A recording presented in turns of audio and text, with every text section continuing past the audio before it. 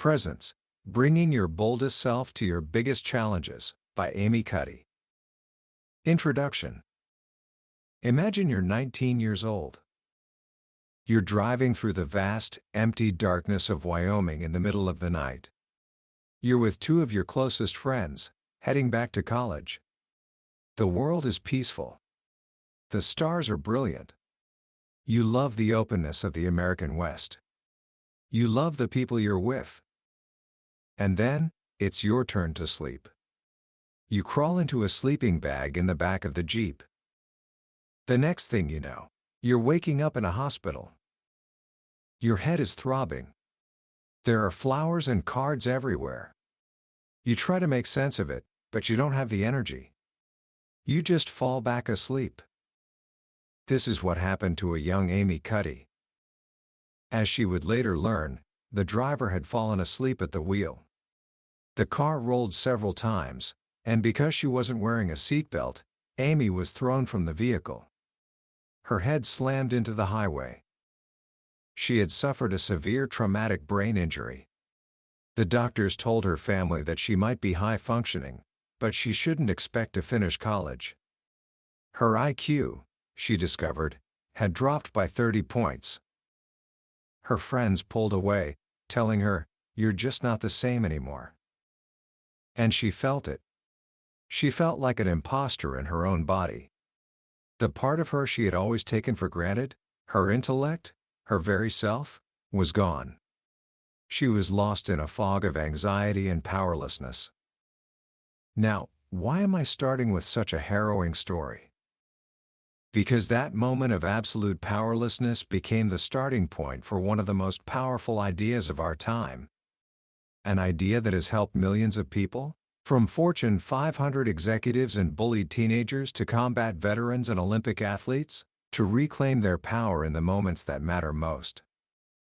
Today, we are diving deep into Amy Cuddy's groundbreaking book, Presence. This isn't just a book, it's a manual for showing up as your best, boldest, and most authentic self, especially when the stakes are high. By the end of our time together, you will understand the hidden language your body is speaking to your mind. You will learn a simple 2-minute technique that can fundamentally change your brain chemistry, making you more confident, less anxious, and more resilient.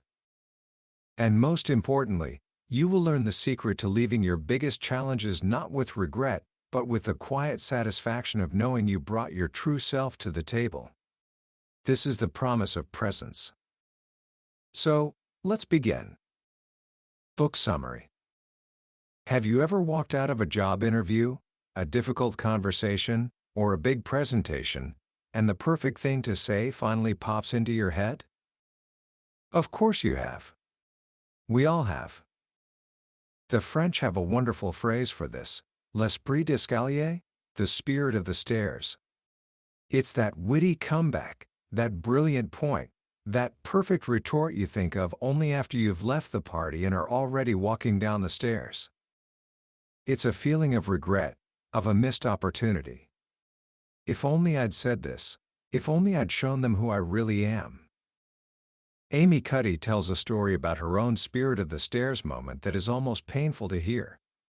Early in her academic career, she stepped into an elevator at a conference. She was a doctoral student, anxious to make a good impression. And in that tiny metal box with her were 3 of the most famous, most brilliant psychologists in her field, her idols. It was like a garage band musician getting into an elevator with 3 rock legends. One of them turned to her and said, "So, you're a student. We're in an elevator. Give us your elevator pitch." Her face went hot. Her mouth went dry. Words just started tumbling out. She couldn't follow her own story. She was so consumed by the anxiety of what they were thinking, so aware that she was failing, that her mind just short-circuited. The doors opened. 2 of the professors escaped without a word. The third, the one who had asked for the pitch, turned to her and said, with a hint of a smirk, "That was the worst elevator pitch I have ever heard." The doors closed, and she crumpled to the floor. That feeling?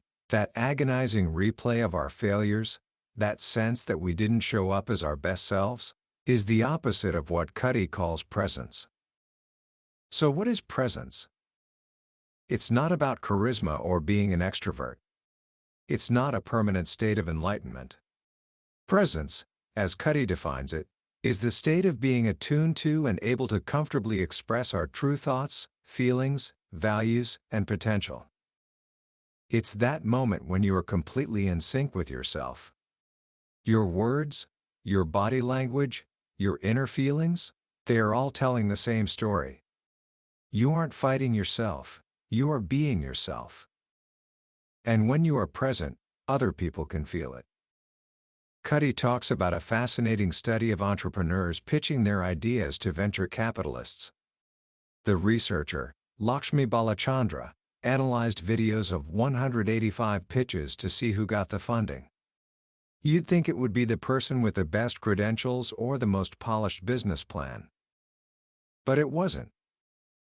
The strongest predictors of who got the money were qualities like confidence, comfort level, and passionate enthusiasm.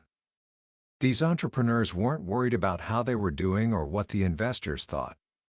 They were fully present, consumed by their belief in their own idea. Their presence was palpable. It signaled authenticity. It told the investors, this person believes their own story. So I should too. The problem is, exactly when we most need to be present, in those high-stakes, high-pressure moments, we are least likely to be. Our minds get hijacked. We become consumed with worries. What do they think of me? Am I screwing this up? We start second-guessing every word. It's like trying to listen to music while simultaneously thinking, I am listening to this music. You can't do it. You're not truly listening. When you're in a job interview thinking, I am in a job interview, you're not fully engaged with the person across the table. You're not being your truest, sharpest, most relaxed self. So, what is the force that robs us of our presence? What is this inner saboteur that convinces us we don't belong? For many of us, it has a name: imposter syndrome.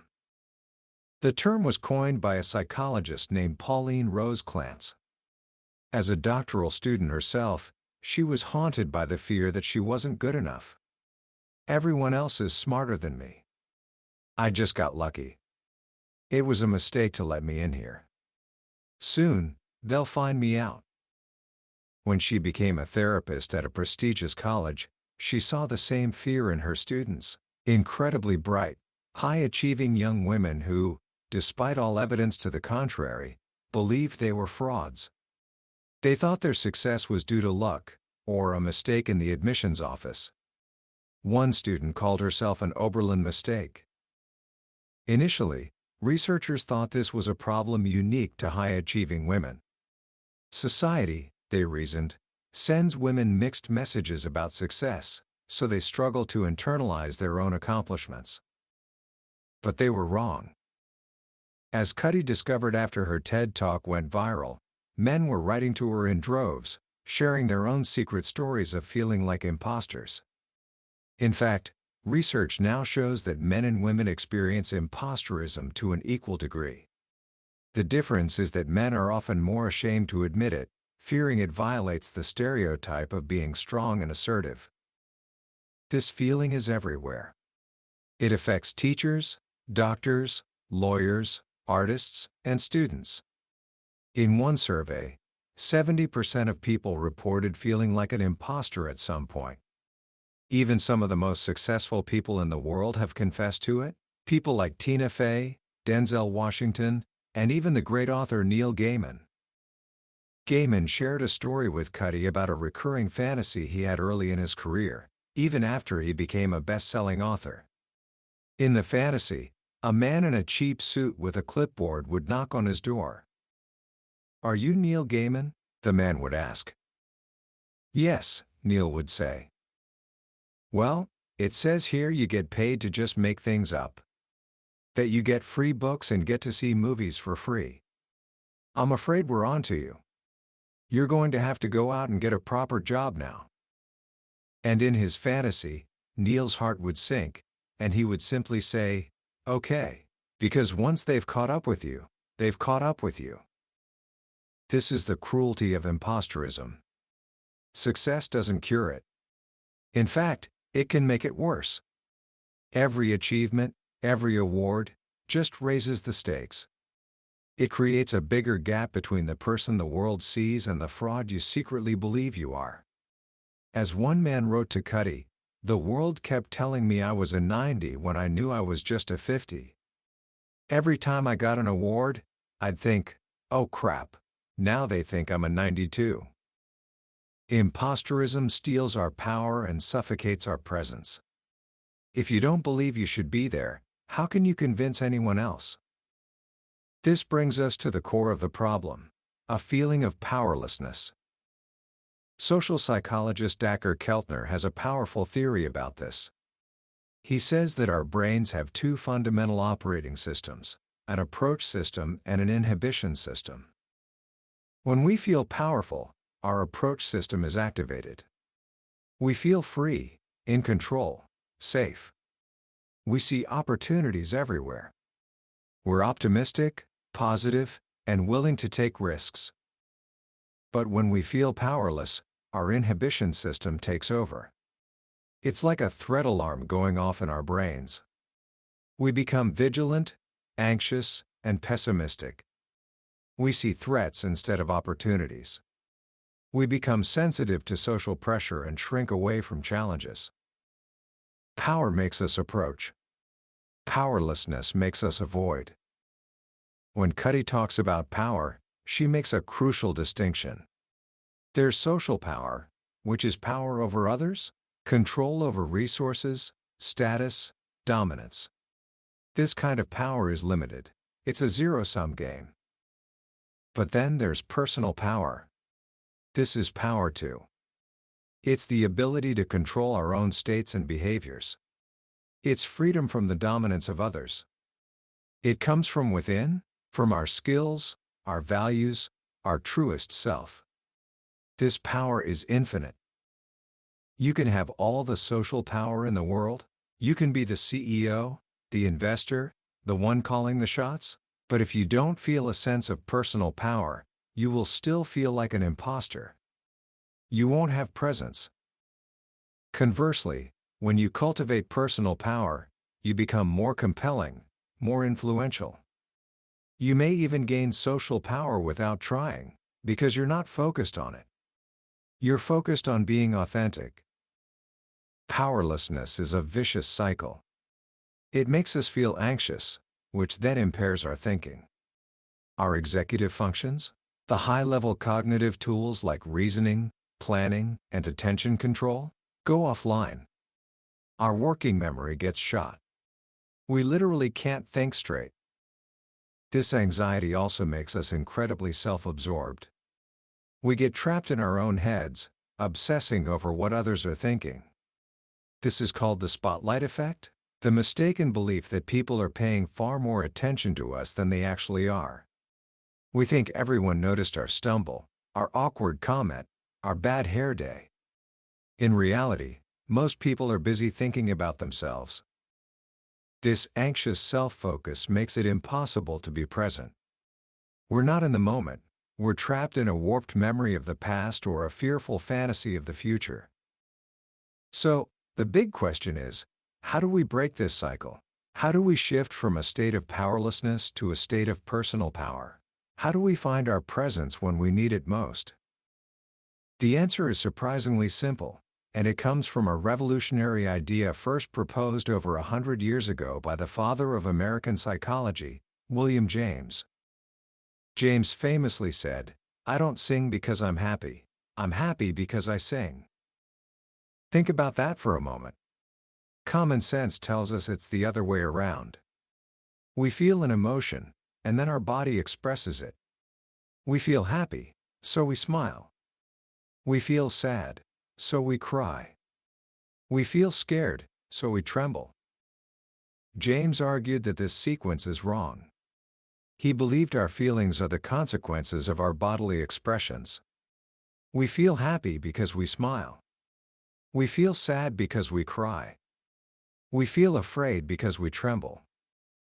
Our bodies, he proposed, are in a constant, direct conversation with our minds. And often, the body is the one leading the conversation. This idea is known as the facial feedback hypothesis, and for decades, psychologists have been testing it in clever ways. In one famous study, researchers had people hold a pen in their mouths. Some were told to hold it with their lips, which forces the face into a frown. Others were told to hold it with their teeth, which forces the face to smile. Then, they were all asked to read cartoons. The result? The people who were physically smiling with the pen found the cartoons significantly funnier than the people who were frowning. Their physical expression changed their emotional experience, even though they had no idea they were smiling. This connection is so profound that it works in reverse. Researchers have found that Botox injections, which paralyze the frown muscles in the forehead, can actually reduce symptoms of depression. By preventing the physical expression of sadness, you can dampen the emotional feeling of sadness. But there's a fascinating downside. Because Botox can also paralyze the muscles around the eyes that are involved in a genuine smile, the crow's feet, it can also make it harder to feel intense joy. Even more surprisingly, it can make it harder to read the emotions of others. Why? Because one of the ways we understand how other people feel is by unconsciously mimicking their facial expressions. Our brain reads our own subtle facial mimicry to decode their emotions. When we can't mimic, our emotional window into their world gets a little darker.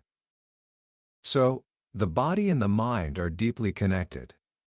A simple smile, a frown, even the way we breathe can change how we feel. This led Amy Cuddy to her big question. If small facial expressions can change our emotions, what about our whole bodies? What about our posture? We know from observing the animal kingdom, from primates to peacocks, that power has a universal physical language. When animals feel powerful, they expand. They make themselves bigger. They stretch out their limbs, puff out their chests, and take up space. Think of a gorilla beating its chest or a chimpanzee standing upright. And when they feel powerless, they contract. They make themselves smaller. They slouch, they wrap themselves up, they try to become invisible. Humans do the same thing. When we feel powerful, we adopt open, expansive postures. Think of Superman, hands on hips, chest out. Or an athlete crossing the finish line, arms thrown high in a V shape. This expression of triumph is universal.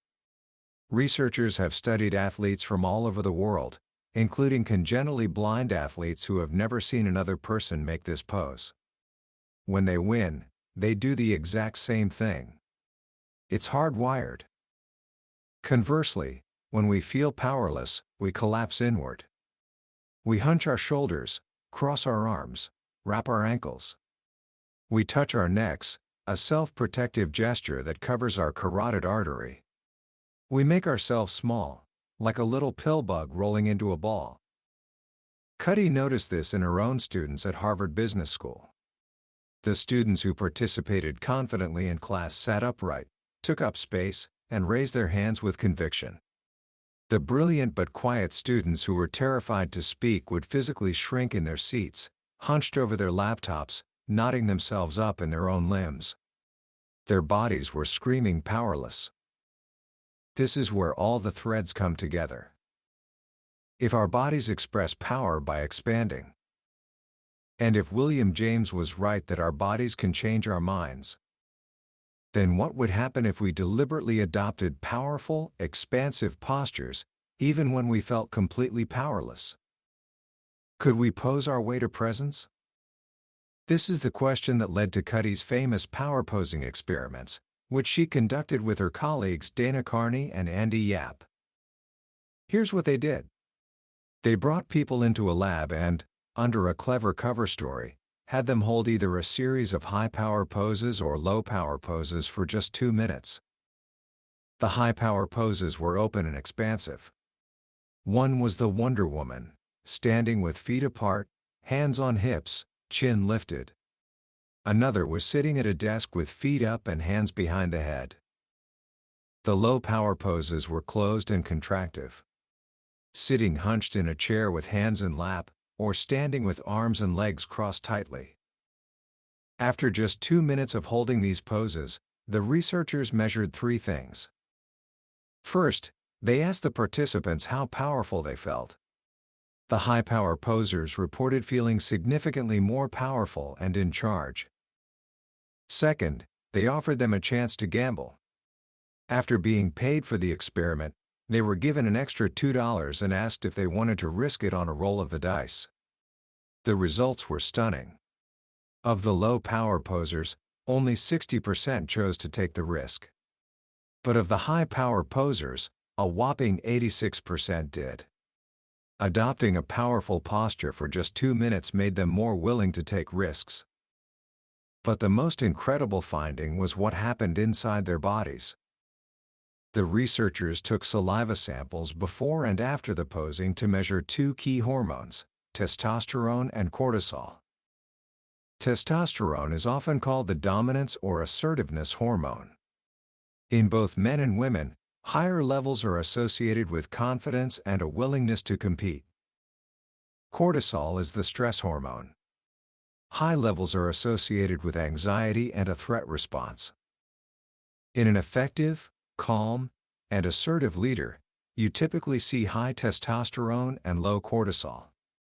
This is the ideal hormonal profile for presence. So, what happened to the participants? After just 2 minutes, the high-power posers experienced, on average, a 20% increase in their testosterone levels.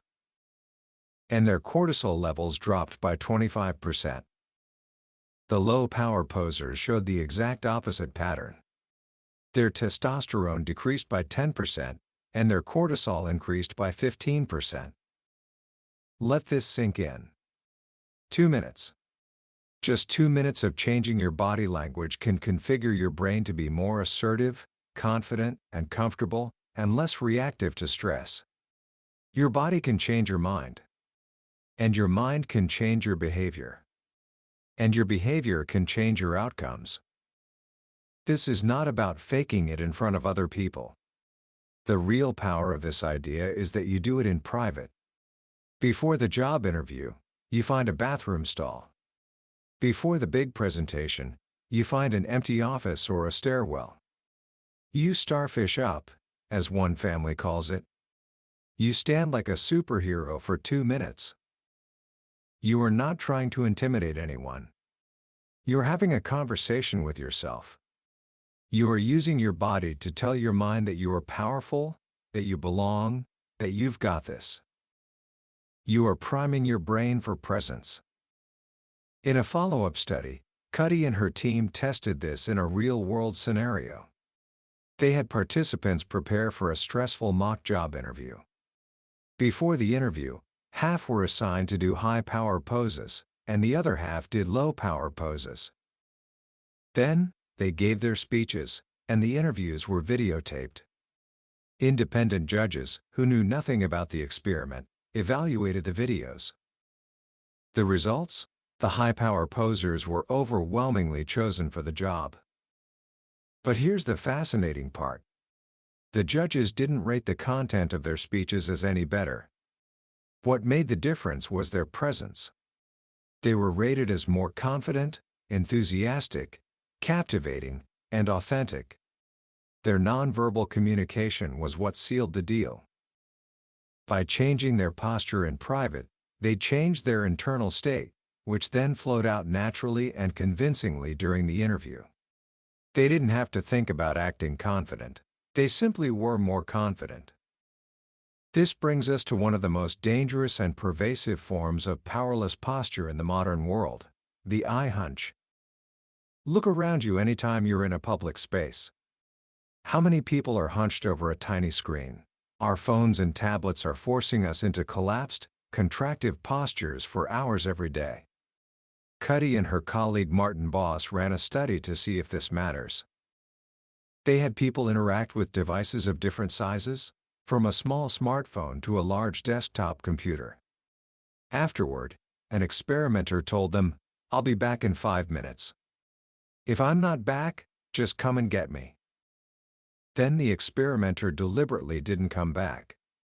The real test was to see how long people would wait before they asserted themselves and went to get the experimenter. The results were directly tied to the size of the device.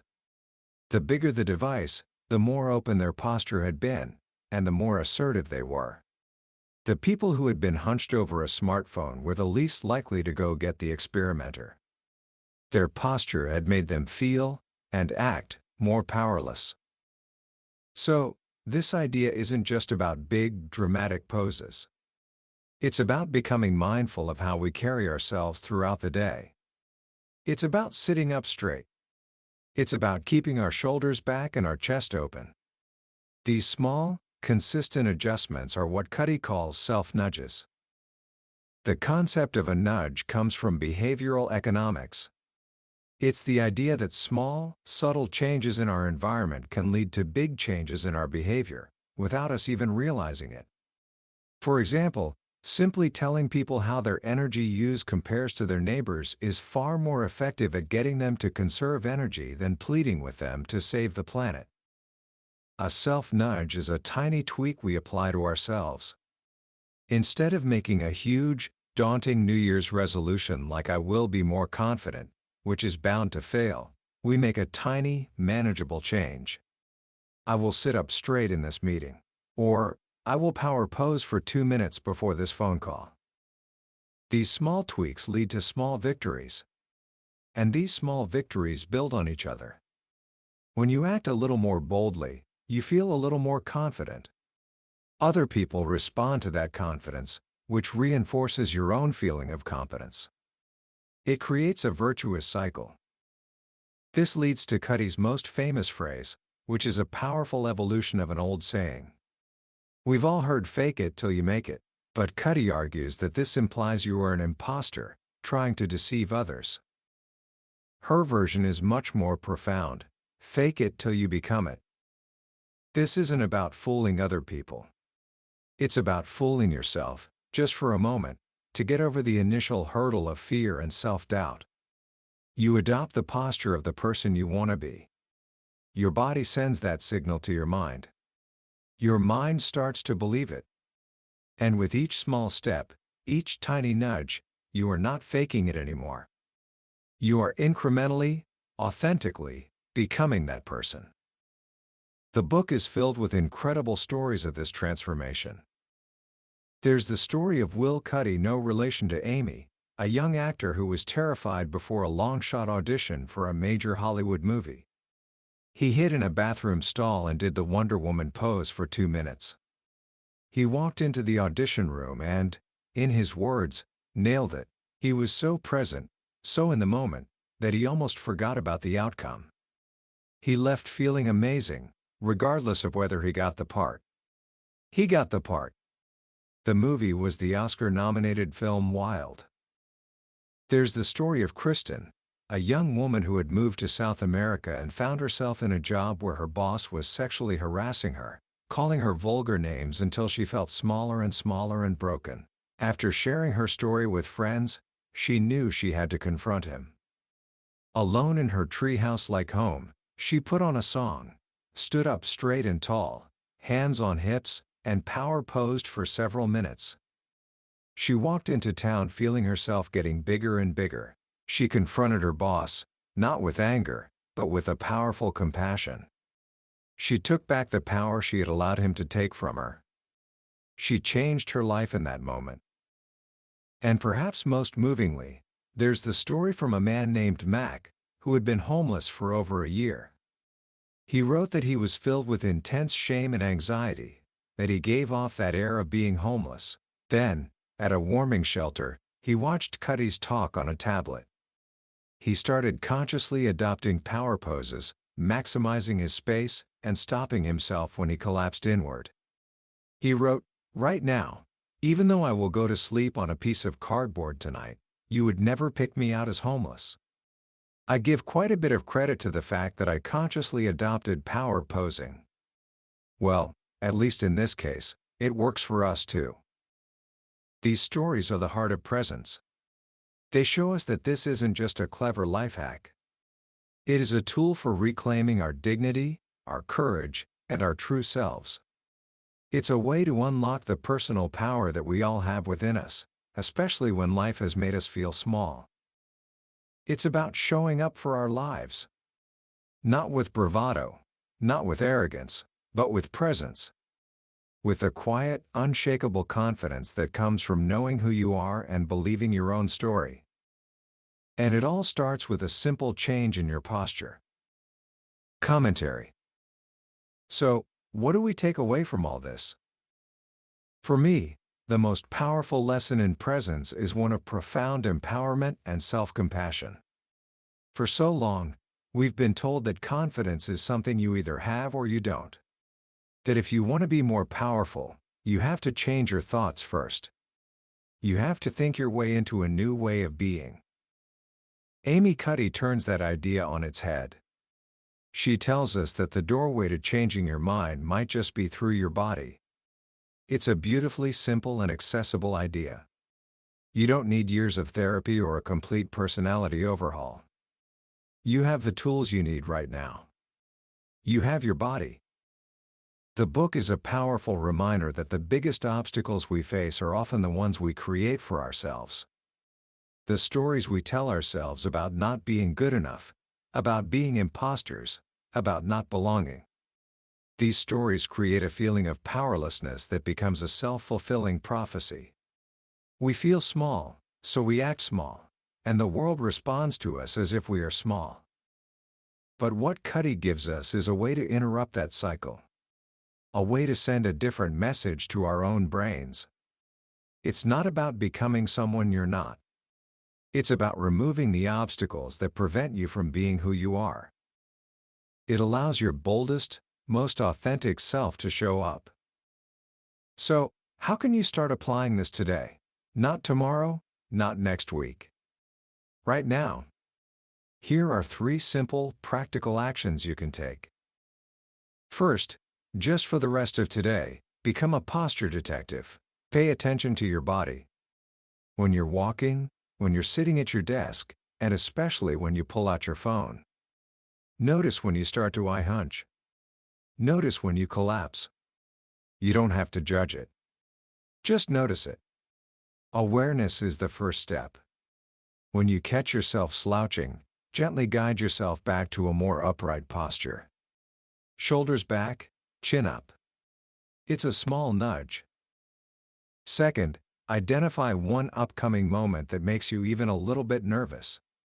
It could be a conversation with a teacher, asking someone out, or giving a presentation in class. Before that moment, make a plan to find 2 minutes of privacy. It can be a bathroom stall, an empty hallway, even your own room before you leave the house. Set a timer on your phone for 2 minutes and starfish up. Stand like a superhero. Take up space. Breathe deeply. Feel your body telling your mind, you've got this. And third, try Alison Wood Brooks's brilliant self-nudge. The next time you feel that flutter of anxiety, your heart racing, your palms sweating, don't fight it. Don't tell yourself to calm down. Instead, reinterpret the feeling. Say to yourself, out loud if you can, I'm excited. Anxiety and excitement are physiologically almost identical. By relabeling the emotion, you can shift from a threat mindset to an opportunity mindset. These are not magic tricks. They are small, scientific, and powerful ways to begin the process of faking it until you become it. They are the first steps on the path to presence. That was a summary of Presence by Amy Cuddy. We've explored the main ideas today, but I'll be honest with you, a summary can only ever be a map. The real treasure is found when you make the journey yourself. The true power of this book lies in the quiet moments of reading, when one of Amy's personal stories or a simple, profound sentence resonates with you in a way you didn't expect. This summary is your guide to decide if this journey is one you want to take. If anything we've talked about today has sparked something in you, I encourage you to grab a copy. Reading it isn't just about learning, it's an experience that can genuinely change the way you carry yourself through the world. A link to the book is in the description below. Also, if you found this summary valuable and want to continue exploring life-changing books from the billionaire's bookshelf, please hit that like button and subscribe to the channel. It tells us we're on the right track and ensures you won't miss our next adventure. Let's keep growing together.